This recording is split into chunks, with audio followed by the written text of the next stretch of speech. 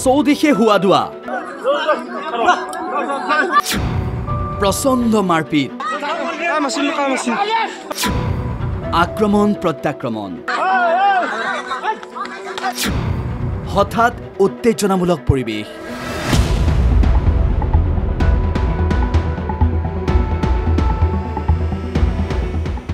চাওক কেনেদৰে লাগিছে মাৰপিট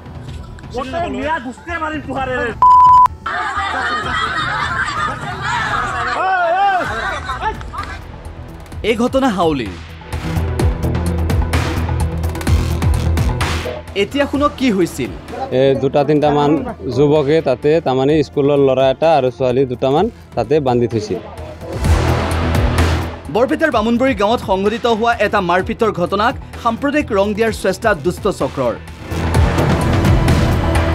হাউলি কটলাতাৰী গাঁৱৰ কেইবাগৰাকী ছাত্ৰী বিদ্যালয়ৰ পৰা অহাৰ সময়তে বামুনবৰী গাঁৱৰ কেইগৰাকীমান উদণ্ড যুৱকে ছাত্ৰী কেইগৰাকীৰ প্ৰতি অশালীন ব্যৱহাৰ কৰিছিল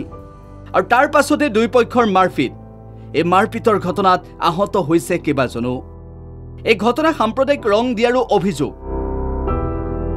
ইফালে মাৰপিটৰ ঘটনা সন্দৰ্ভত আৰক্ষীয়ে গোচৰ ৰুজু কৰাৰ পিছতো কটলাতাৰী গাঁৱৰ অধিকাংশ লোক আৰক্ষীৰ ভয়ত এতিয়া ঘৰ এৰি পলায়ন কৰিবলগীয়া হৈছে কিন্তু প্ৰকৃততে হৈছিল কি কিয় একাংশ উদণ্ড যুৱকে ছাত্ৰীৰ প্ৰতি কৰিছিল অশালীন ব্যৱহাৰ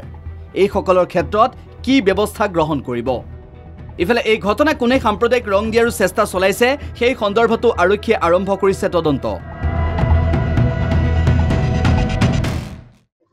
আমাৰ কথা হল কি বড়ো বাঙালি অসমীয়া আমি সৰুৰ পৰা একেলগে চলি আছো এই গাঁওখন একো কাজ বই ভাত খাই আছো আমার ল'ৰা ছোৱালী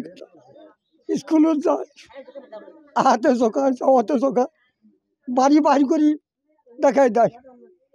কথা হল কি সেখানে মুরব্বী আছে গাঁও বুড়া সবরা লইস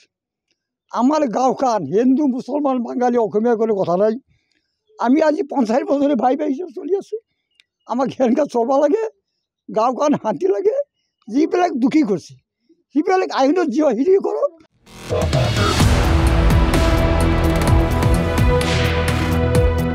গাঁওখনত শান্তি শৃংখলা বৰ্তি থাকিব লাগে বুলিও আশা কৰিছে গাঁওবাসীয়ে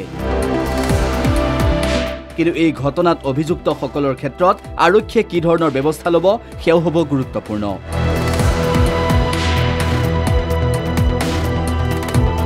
হাউলিৰ পৰা Shafiqul Islam the news plus